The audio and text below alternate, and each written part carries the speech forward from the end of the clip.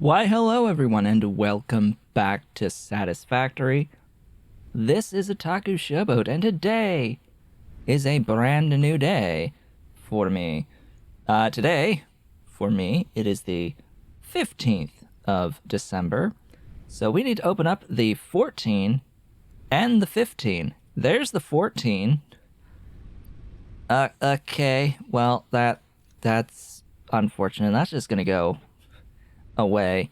And the 15 was where? Again? Right there. Right there. There we go. And we get 20 candy canes. We have several hundred of those two items. How unfortunate. How unfortunate. Now, for reference, the next time that I will record on a brand new day, we will have, the 16th, 17th, 18th, and 19th, I think? Because the next time I record, and the 20th, yeah. So we'll have the 16, 17, 18, 19, and 20 to open up. And yes, I do know that due to the way that I record these videos, I won't be opening up the 25th on the 25th. I'll be doing so the Monday following. So what have I done between episodes, and what did we do last time? Well, last time we focused a lot on getting into sulfur and getting a wonderful weapon known as the rifle. Yes, we went through and we got all of the sulfur techs that were left, / the majority of them, off of the MAM. So that was good, and set up black powder and all of that. I intended to potentially do a lot more, but lately I haven't felt so great in the mornings, in particular, which is when I would usually record. So yeah, and when I would be playing this, and I've just been having trouble concentrating and keeping myself focused on complexity and following a complex plan, setting and following a complex plan. And yeah, the games that I play, that I stream, and that I make videos of here are games that rely on me being able to formulate a complex plan and execute upon said plan. So I've primarily just been playing a game that we got for free off of the Epic Game Store a little while back. It's called Farming Simulator 19. So I've just been actually relaxing with that lately. Something I can legitimately just turn my brain off and often just let the game play for me as I watch things happen in front of me. Just something, again, just something I can turn the brain off for.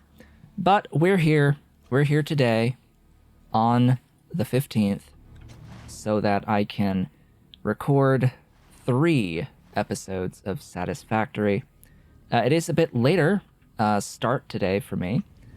A little bit later in the day than when I would usually start, about 2 hours later, because of real life things that needed to get done this morning. So it being a little bit later, I've had some time to wake up, and because I was out and I was active, I am awake and alert, and hopefully everything will go very well. So yeah, we had set up the sulfur stuff way out over yonder. Way out over there, approximately. Way over there. And we came in with the rifle, and we cleared that bauxite node right there. That glorious and beautiful bauxite node right over there.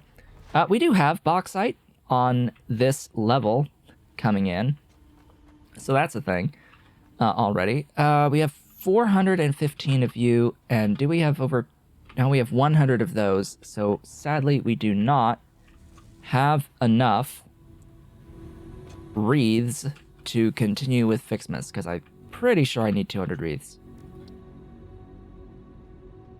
Yes, I need 200 and 400. We have the 400, we do not have the 200 yet, which is sad. And where did I put my star?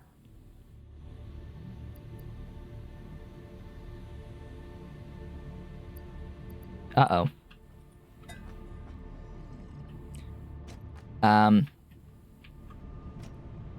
Where did I put the star? Did I put it in here? I did. Okay. So the star is in here. That is fine. That is fine. We're good. Okay.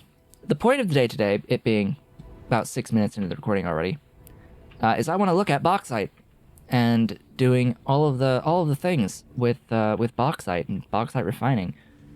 This is going to be the most complex refining chain, because it's an actual real refining chain to get into the aluminum this time, which is good. I'm glad that they have at least one complex processing chain. I wish it was like that for iron and copper to reflect some of the reality. Because right now it's like you're mining the quote-unquote iron and copper directly, and you're smelting it directly without even processing it to get your ingots, and that's not really how that works normally. And it's an okay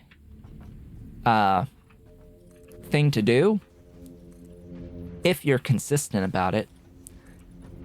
Unfortunately, with aluminum, they weren't consistent about it, because they gave you the actual ore, bauxite ore, and put in the refining. So it's like, okay, well, but you simplified, the developers simplified iron and copper to being extremely simple, and yet they didn't do that with the aluminum. And they have Caterium as this magic gold-like resource that is new for this planet, that's on this planet, that's like a substitute for gold, but whatever. And again, you don't really have any real processing of that ore before you get your ingots. It's only the aluminum that you have to process the ore, which I find incredibly strange. Like, pick which one you want to do. Do you want to have the actual refining? If so, do it for everything. Like, come on. Just do it for all of it. And make it accessible early on, and make it like part of the early game progression that you are setting up this iron and copper processing before you get your ingots, rather than this one-step process. Because now we have an entire production chain to get the aluminum set up, and I don't even know where to start. I haven't looked this up. It's not anything to do with a smelter. Well, there's that out of the way. All right, the foundry has aluminum ingots. We are going to need silica, so we are going to need to process quartz to get into the aluminum ingots, and we are going to need scrap.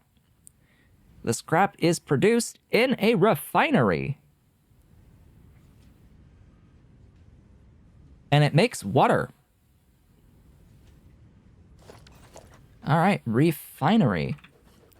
Let's have a look at you as we figured this out. Again, I have never done this before in Satisfactory. All of this phase of the game, this entire phase of the game, is brand new to me. Because the last time I played, I stopped playing before getting to this phase. So we're in uncharted territory. All right, it looks like we will get solution from scrap, or from the refinery as well. So we have this giving 5 silica per 12 cubic meters. Per 12 cubic meters produced of the solution, and that is the ore in. Ore plus water. All right, ore plus water yields solution and silica, and then solution and coal yields scrap and water that needs to cycle back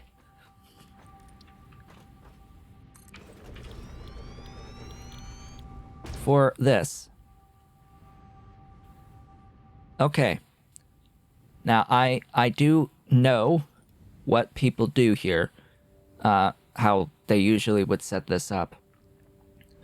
So you set this up with 1 extra refinery, or couple, depending on the size of the thing. You end up having an extra refinery that's going to take in only the water that is produced from the rest of the line as the output from here. So it loops back in only 1 machine. That's not how I would like to do that, but it's the only way you can do that, I think, with the current state of Factorio's mechanics. I know exactly how I would handle this if I was playing Pyanodon's mods. Or the Factorio in general. I would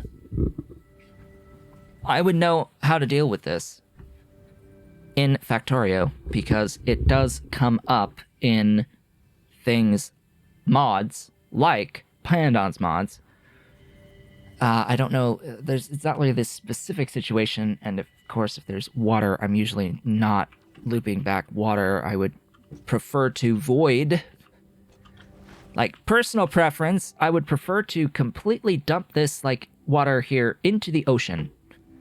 I would like to just dump this into the ocean through, like, an outfall or whatever. Just a thing just placed over water and just let it dump into the water as generic wastage. Just go away, get out of my life. But Satisfactory does not have a way of deleting fluids like that, which is a little unfortunate. Which is a little bit unfortunate. So I'm going to build up a little setup here just for illustrative purposes.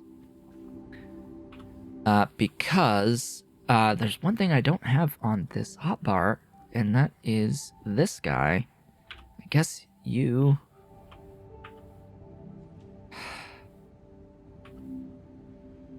I guess you were assigned. Okay. So the valve. I haven't looked at the valve yet. Come on, get back.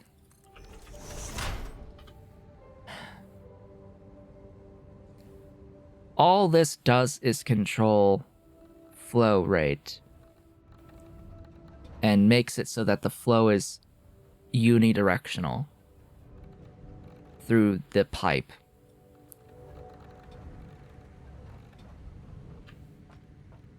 That is unfortunately all it does. Oh, I like that it reflects.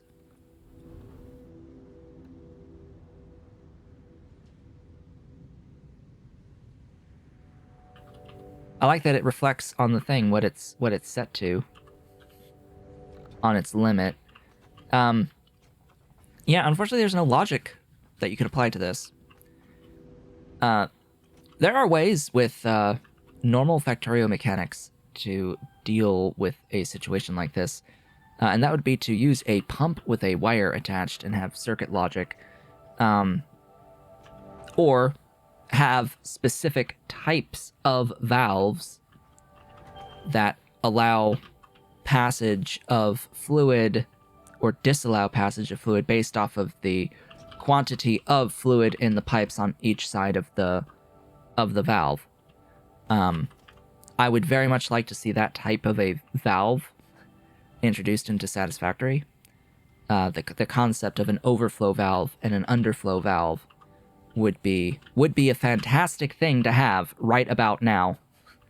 But I'm not using mods for this playthrough in particular. I have 0 mods installed right now, so we'll have to just do this ye old-fashioned way, which is to have an extra refinery that is taking in the output water.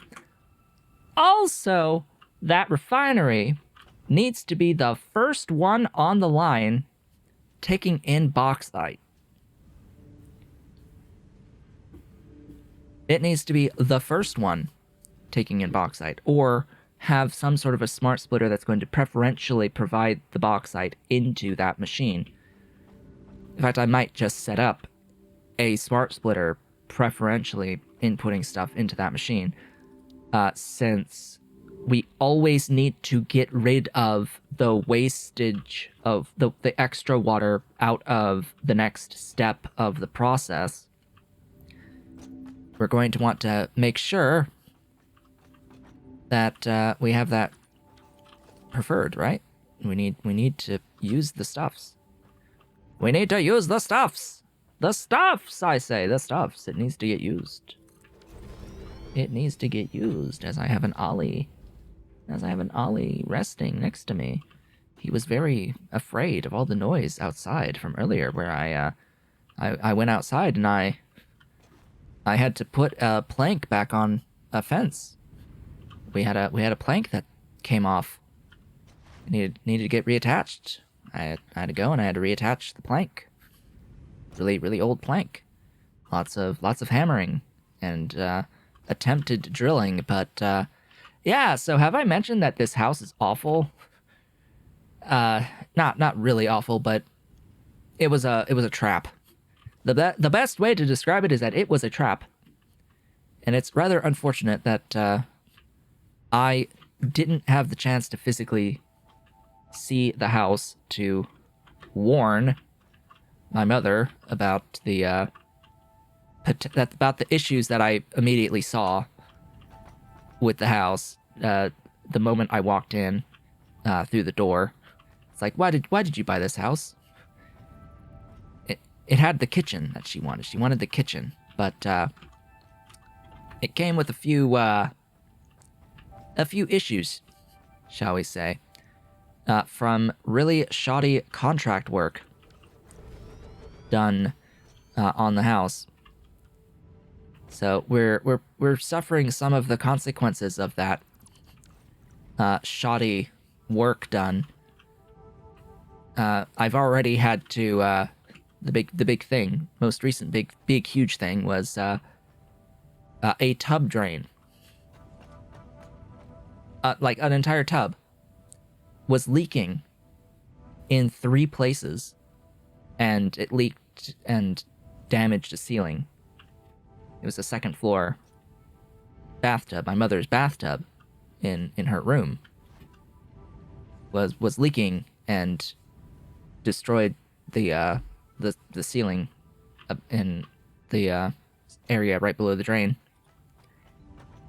I had to redo the entire drain pipework, the whole thing, and reseat the drain itself of the tub and its overflow drain. It's like I redid the whole thing myself. I didn't have a plumber do it. It's not leaking anymore. But now we have the great big access hole that I had to cut out of the ceiling's drywall that we need to likely put in an actual hatch in case it leaks in the future. I don't, like, seriously, never, ever permanently close with drywall tub plumbing. Never, ever permanently close the tub plumbing off. There's no access hatch for that one tub, anywhere, not behind the tub for that particular tub. The other tub that's in the big bathroom, the one that I use, has an access hatch behind it. Her tub doesn't have that because it would end up being in the actual bedroom itself, I guess, based off of the orientation of the tub. But it would have been nice to have that, A. But also, why would you not have an access way under the tub either? Like that is a recipe for disaster, because it's not like those pipes are going to be lasting permanently. Like nothing lasts forever. It's eventually going to stop working and need servicing. And the last thing you'll need to do is also have to repair that ceiling, that drywall again. Anyway, that's off topic. That's completely off topic. Why did I put that recipe? I've gone off on a major tangent. So the point was that this fence, I was talking about the fence was not great.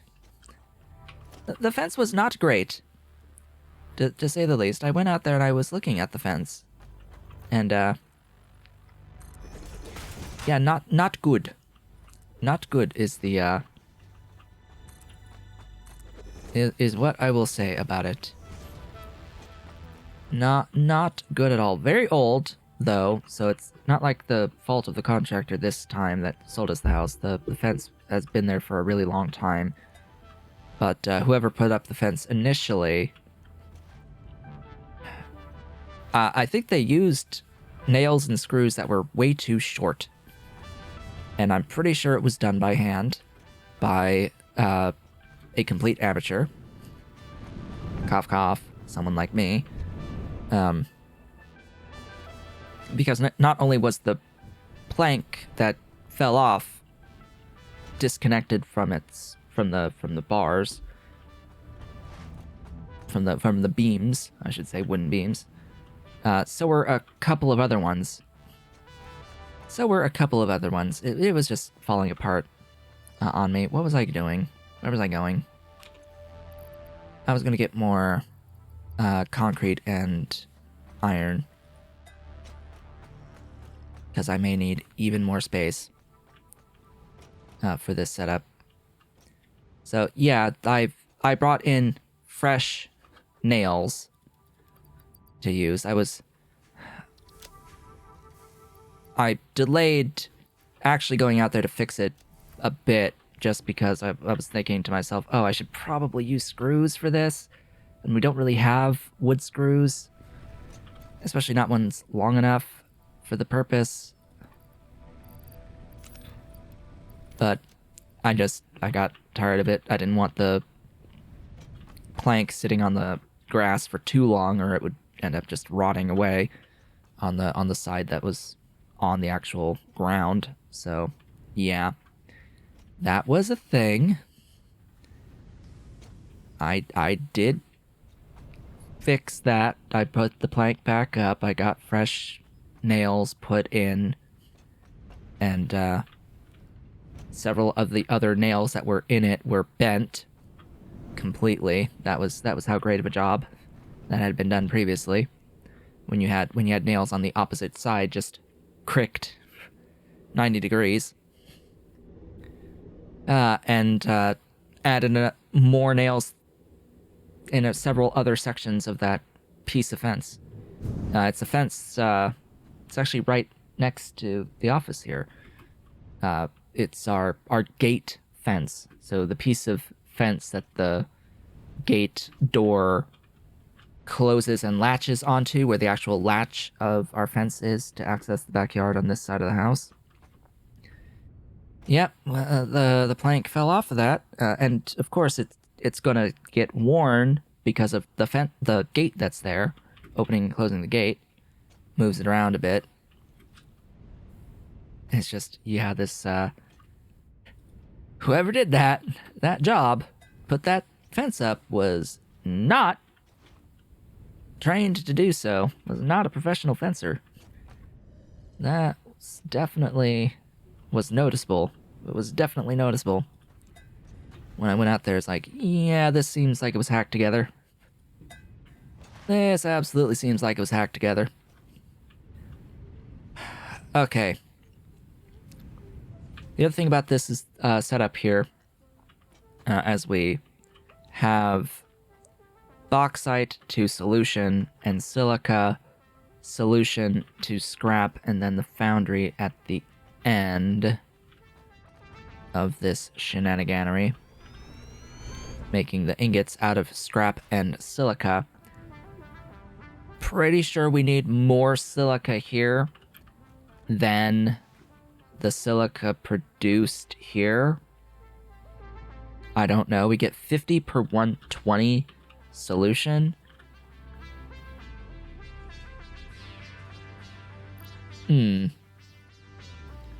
Math. So we end up with 180 scrap. It's half that. Because it looks like for every... You need 2 of these buildings per 1 of this one. For the per minute throughput. And that would mean I would get 100 silica per 360. But one of these foundries is going to be like, oh hey, yeah, we're going to take 90. Which is half, so you get 25 silica. So we need to add another, so you get a third. Hey, this process gives you a third of the silica that you need. That's good to know. That's good to know. You get a third of your silica, but that does also mean that we need to make the silica too, which is a one-step assembler process, or not assembler, constructor process. I'm pretty sure. It's just a one-step assembler process from raw quartz to silica. So that's the basic setup, minus all logistics work for it. I wanted to build a bit of a extra bit of foundation out this way. Couple extra layers in case I need them. Pretty sure I'll need them for the logistics here. Because the scaling is going to be down that way, southwest. Meaning my logistics is going to be over on this side. Okay. I think... and of course we'll need coal in, which that's going to be interesting how I'm going to get that in. Don't know yet. Sneezy, sneezy. Sneezy, sneezy day. Okay.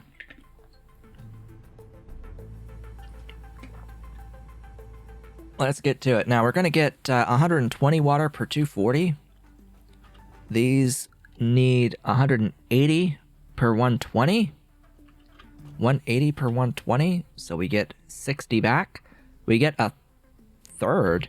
Is that a third of our water back?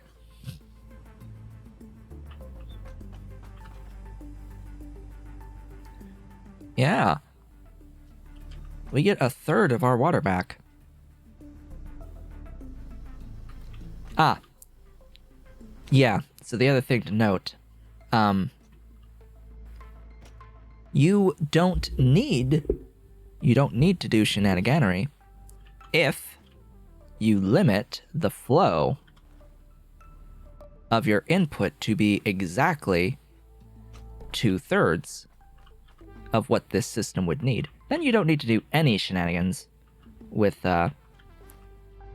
stuff. You just set up the loop, all of the water connected to each other in a big square, and then your input valve will limit the flow rate of the input to be precisely 2/3 of however much you need to process your bauxite. That processes a lot per minute. That is not a lot of buildings that we need for processing bauxite. Huh. But I would like to see a multi-step process like this applied to iron and copper. Like, come on. Let's actually refine our metal before smelting it like that. That seems like a great opportunity to increase output at bare minimum. Like, if you want to leave the basic smelting, fine, but it would be nice to have something a little bit more complex added to the iron and copper to get the feeling that you're actually doing refining of those like you feel like you're doing it here. And I'm not talking about this here. It's like, oh yeah, it's in a refinery. That's not what I mean when I say refining. I mean actually removing impurities from the iron and the copper ores. Okay.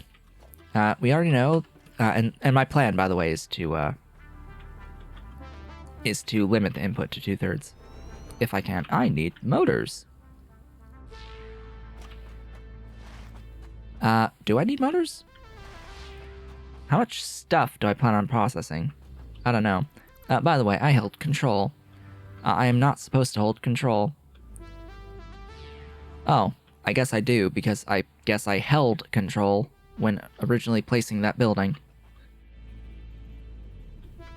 Someone commented about the ability to hold down the button and spam click and have everything in a line.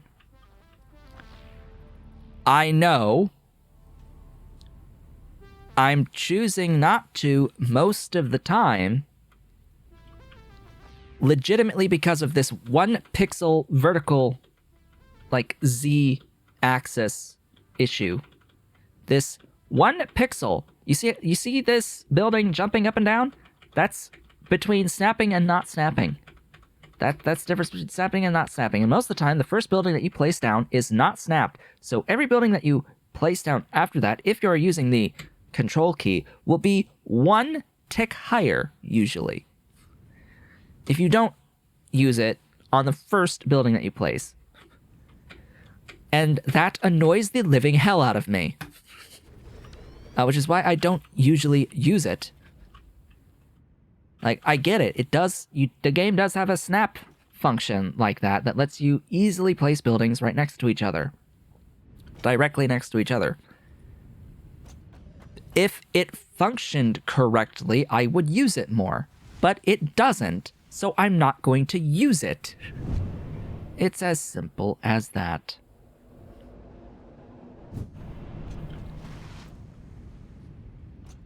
Anyway. Yes, 1 pixel ruins the whole entirety of the function for me. 1 pixel, that's all it takes.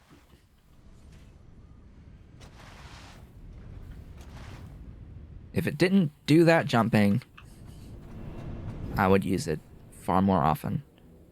I would always use it. Like, that would be my default state, would be to use that when building lines of buildings. And then, of course, there's the other... there's another situation where I want to align to specific positions on the foundations, and not all buildings do that. Assemblers don't do that. I don't like placing, even though I've done it, I don't like having assemblers directly next to each other because it's off kilter. You see, I didn't hold control when I placed that one, so now if I hold control when I place this one, it's 1 tick higher. it goes one tick higher when I push control. Yeah, that is unacceptably bad. There's no reason for it to be up one when holding control like that. Now, if I move far enough away, it stops snapping. Thank God. But it's still going to be one tick higher. It doesn't get... it does. Oh boy. Good. Good. It appears to only affect the actual adjacency snapping.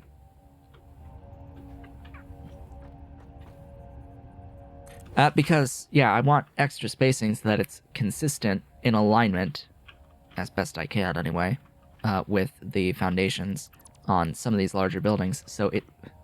and even the, like, smelter is too small. The smelter is too small, so I have to move it extra space on the next thing in the line. Legitimately, the only building I would want to use... oh, you see, I'm pushing control. It doesn't go up by one. Yeah, like the only building I would want to do control placement for snapping like that would be constructors. That is the only building where it's actually useful for me. Anyway. Any hoozles. Let's get this assigned. 240 bauxite from these two. That's the entire output of that machine down there. At 0 upgrades. 0 power shards. If I had all 3, I think it goes up to 480. I think it's 480 if we have all 3 in it. So I'll need to see what I can do to get 3 power shards in it. So if it's 480...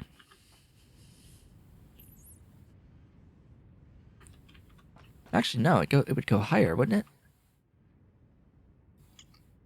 It's not 480. No. Bah! It goes even higher than that. But doesn't it start at 120? No, it starts at 120. 120 to 240 to 300. Yeah, I think that's what it is. Not 480. Unless it's different than the other nodes. I guess I could go back out there and check and get additional power shards. Anyway. Just try to think of how much, or how many refineries I want in this array.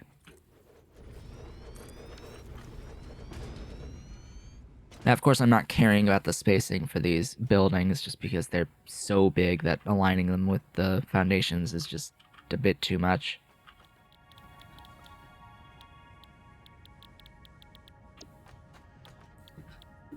Let's go with this for now. 4 of them processing up to 480. Yeah. And then that means I need another foundry here.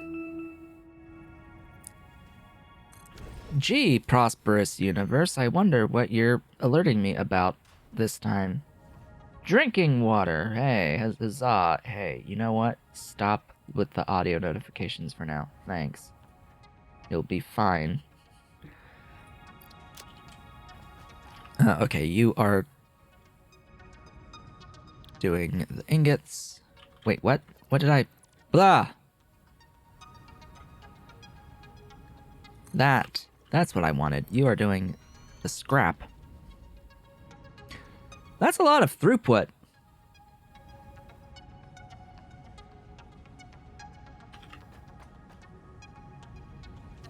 $360 times 2 is 720.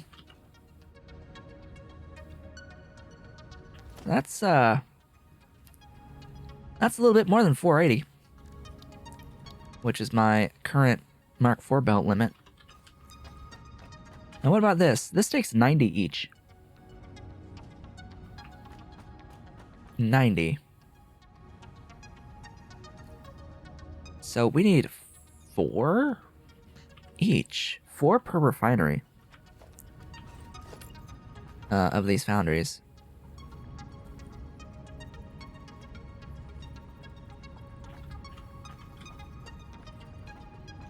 Oh, and you were backwards. Great. Great job. Great job, me. Foundry.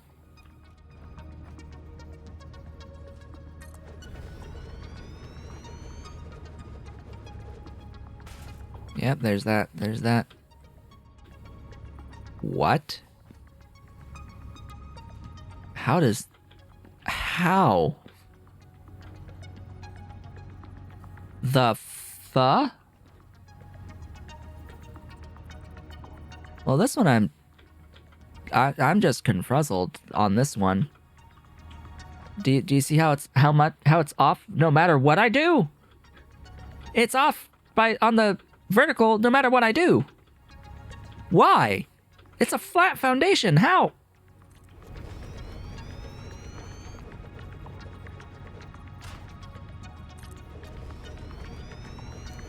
How is it off on a flat foundation? I need frames. Oh boy.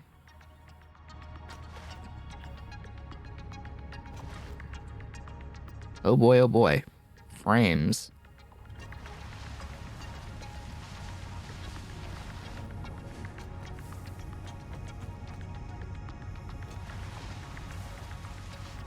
Let's head on down. We actually have to head down all the way. I don't know why I didn't just jump in the hypertube. Like, that's the point of the hypertubes, buddy. How am I going to get the coal? That's a great question.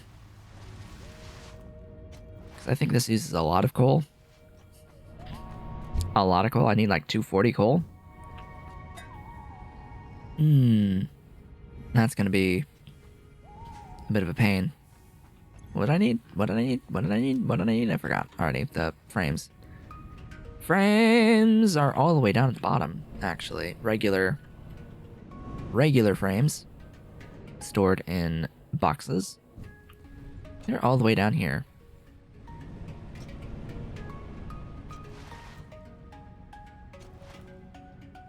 Way back here. Hello, frames.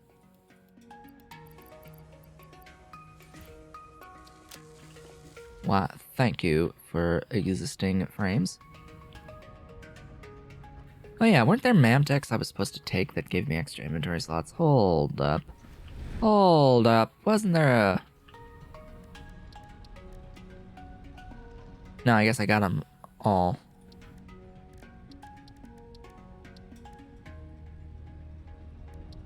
Oh well. Yeah, I guess I got it already. How sad. Like, I need more slots! I need more slots. Always can use more slots.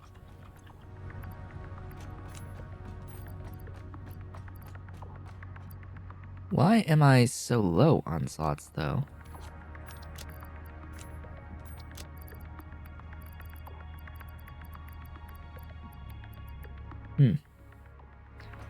Interesting.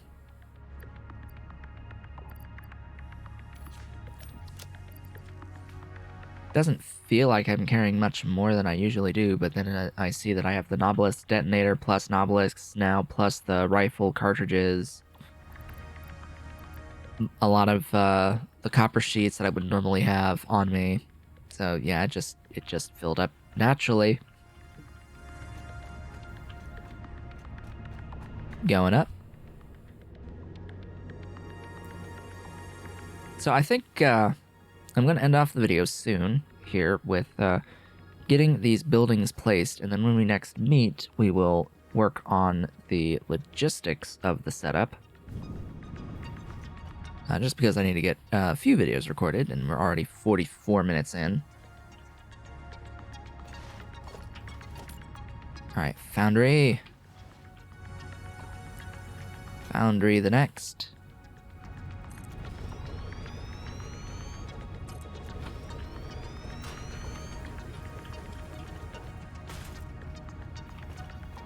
6, 7. Rotors?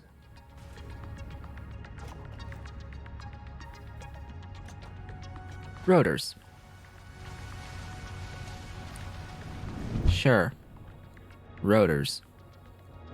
Let's go right back where we just went. Taking the fast route this time.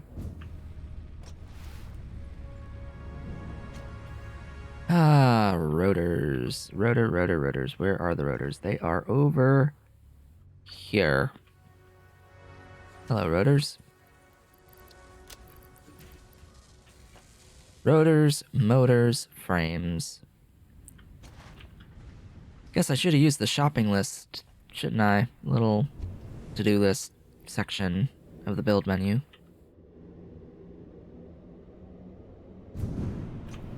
Going up. We're here. Get this last foundry down. That should be 8. 1, 2, 3, 4, 5, 6, 7, and 8. Make sure we set to the ingots. How many ingots will this make? Whatever 8 times 60 is. I think that's a lot. That is, a lot. That is a Mark IV belt, isn't it? Isn't that 480? Yeah, that's 480. That's exactly a Mark IV belt. Well, alright. That's good to know. Why are you backwards?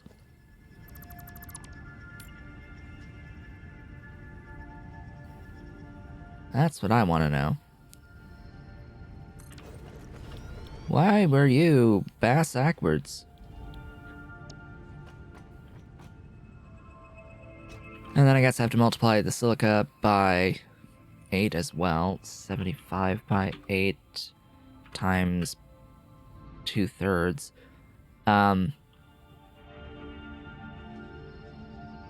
So I need 400 silica in. That's a few constructors.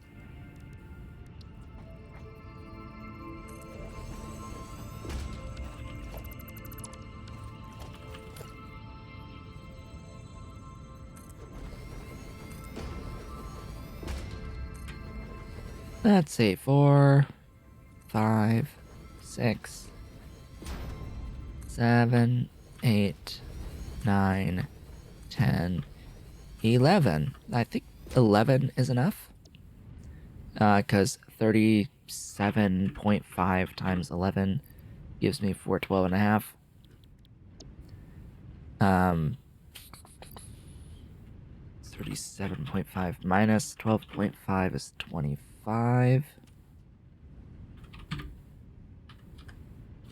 Better give me 25.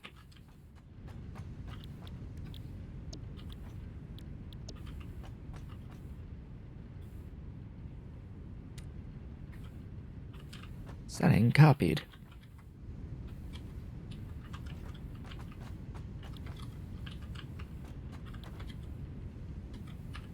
Gosh, I wish it was a little bit more responsive to the paste. It feels like it takes like an extra moment before it allows you to paste in. It's like I want it to be instantaneous.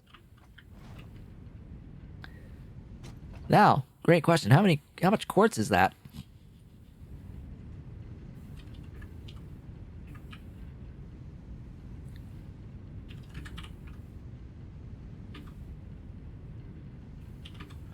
It is 240 on the dot. Oh boy. I've got a really long belt to run. I've got 2 really long belts to run. Oh joy, oh bliss. Yeah, because I need 240 coal And I need 240 quartz. And I need to get water up here. Which, 180 times 4. That's 720. That's more than 600. I'm trying to think of how I would set up the pipes, but I'll think of that. I will end this off here, and I will come back, and we'll discuss the pipe work and how the pipe work will work. With that, folks, we have our basic infrastructure down for making aluminum ingots. I would like to thank you all for watching. This has been Otaku Showboat. If you've enjoyed today's video, please be sure to do all of the social and engagement stuff down below. Leave a like, leave a comment, subscribe. If you've not yet subscribed and hit the notification bell, consider becoming a member of the channel by hitting the big blue join button and supporting on Patreon at patreon.com/otakushowboat if you're so inclined and able. I will be back when I'm back, and I will see you all on the next one.